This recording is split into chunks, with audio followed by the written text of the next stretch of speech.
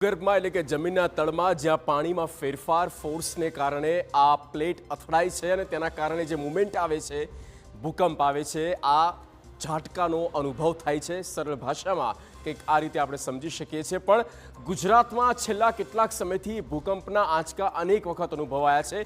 આપણે ગ્રાફિક્સથી બતાવવાના પ્રયત્ન કરીશું કે ક્યારે ભૂકંપનો આંચકો કયો આવ્યો હતો।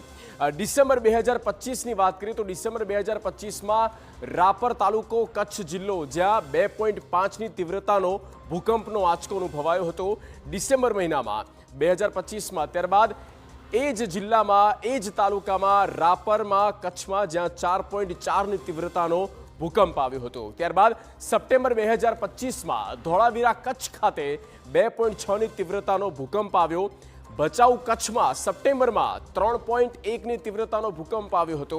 અને એટલે કે કચ્છ રિજનમાં જ્યાં સૌથી વધારે ભૂકંપ આપણે ઘણા વર્ષોથી જોતા આવ્યા છે, લગભગ 2001થી લઈને અત્યાર સુધી।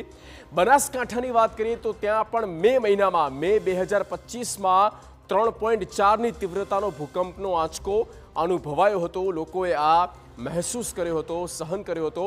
એપ્રિલ 2025માં કચ્છ જિલ્લામાં 4.3ની તીવ્રતાનો ભૂકંપનો આંચકો અનુભવાયો। એટલે કે મહિને ક્યાંક કોઈક જગ્યા પર કોઈક ખૂણે ભૂકંપનો આંચકો અનુભવાય છે। પણ છેલ્લા 12 કલાકમાં 21 આંચકા અનુભવાયા હોય તો મને લાગે છે કે આવી કોઈક પહેલી ઘટના બની હશે જ્યાં એક બાદ એક ગણતરીની મિનિટોમાં 21 ઝટકા આવી જાય।